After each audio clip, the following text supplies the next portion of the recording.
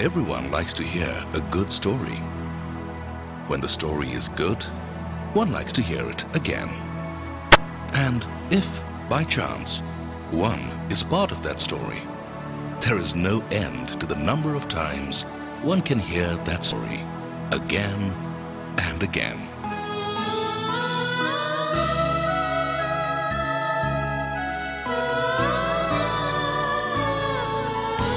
Dhirubhai Ambani was like you and me when he set out in life. Financially, no better. Maybe a little worse. The son of a village school teacher from Gujarat, who in less than 25 years created Reliance Industries, India's only private sector Fortune Global 500 company, one of the world's 500 largest companies, contributing 3% of India's GDP, 5% of the country's exports, and nearly 10% of the country's total indirect tax revenues. Given his humble beginnings, Dhirubhai could only study up to matriculation. So, despite a keen desire to study further, he had to start working. As a petrol pump attendant at Aden, his prime concern was earning his livelihood. But the underlying desire, his big dream, was to find oil and gas in India, build a world-class refinery and modern petrochemical plants, using the best technology in the world to provide the best quality. But his plans had to wait, for when he arrived from Aden, he had nothing but his burning desire and fiery ambition to succeed. He set up his first trading venture, Reliance Commercial Corporation.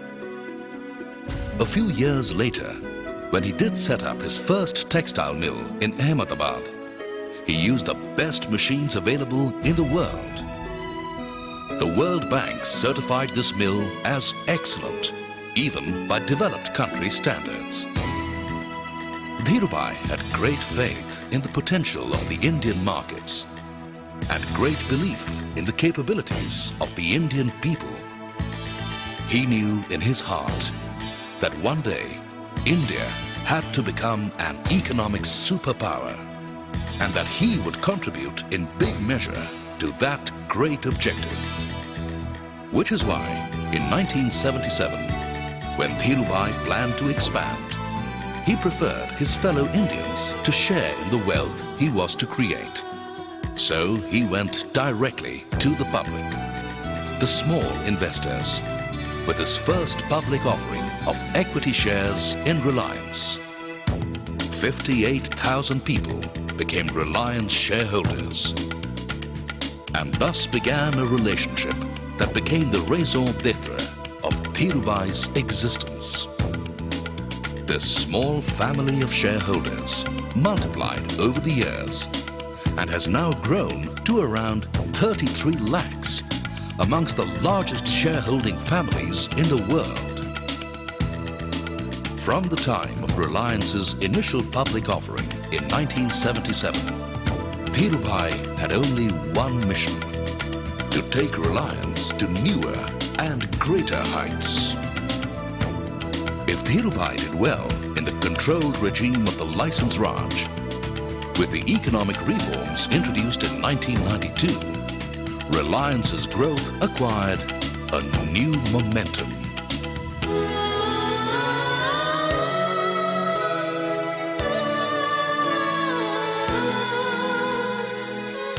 It was his capacity to dream big, his desire to achieve more, his dedication and relentless effort to convert his dreams into reality that made Dheeraj Hirachand Ambani the inimitable Dhirubhai, a man who met the world on his own terms, becoming a benchmark unto himself. And as Reliance crossed newer milestones in growth, Dhirubhai's family grew simultaneously, nurtured with his love and day-to-day caring of Kokilaben, his steadfast life companion, whose support went a long way in helping him realize his dreams. Dhirubai was always one to create his own road. That is why lack of infrastructure did not deter him. He went ahead and created it.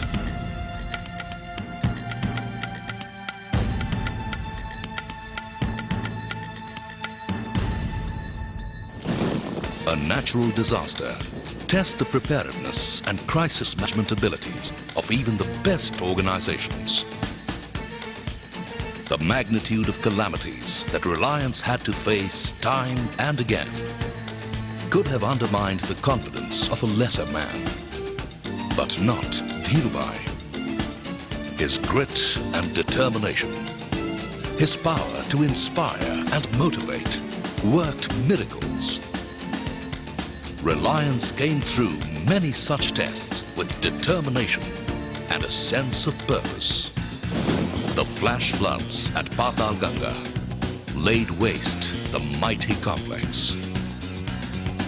Thanks to the timely decisions taken to shut down the plant, not a single life was lost. The foreign technical consultants felt it would take 3 months to get things working.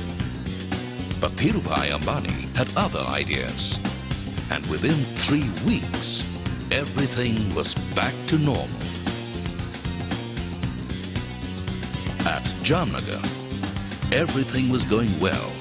Work was ahead of schedule when the cyclone struck. Once again, Reliance rose as one and went to work. Soon, construction was in full swing and the complex ready ahead of schedule within the estimated cost. The Gujarat earthquake was a different story unto itself. The region was prone to seismic disturbances, estimated at 5.5 on the Richter scale. Dhirubai had the plant designed to withstand Richter 9. So, when the massive earthquake did occur, the Reliance complex at Jamnagar withstood its fury. After a safe shutdown, Reliance soon had a large contingent heading towards the affected areas with material and medicines to provide relief and solace. On a more personal front, even the paralytic stroke of 1986 did not deter Dhirubai. And he went on to make Reliance the largest business house in India. The only thing Dhirubai regretted in his life was not being able to get a proper education. The Dhirubai Ambani Foundation now runs or supports educational institutions, from school levels all the way up to professional courses.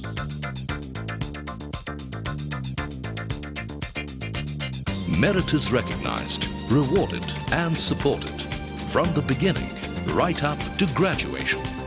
Thousands of students have benefited from these institutions. The foundation also runs or supports healthcare units and hospitals because Dhirubai believed that people should have the best. During the severe drought in the year 2000, approximately 25% of Jamnagar city's demand for drinking water was fulfilled from the supplies made from the Reliance complex. Dhirubai's quest for technological perfection and quality went beyond the boundaries of constructing and manufacturing to enriching human life. This was Jamnagar before it all started. Dhirubai said, "Let 2 million trees be planted." And this is Jamnagar now.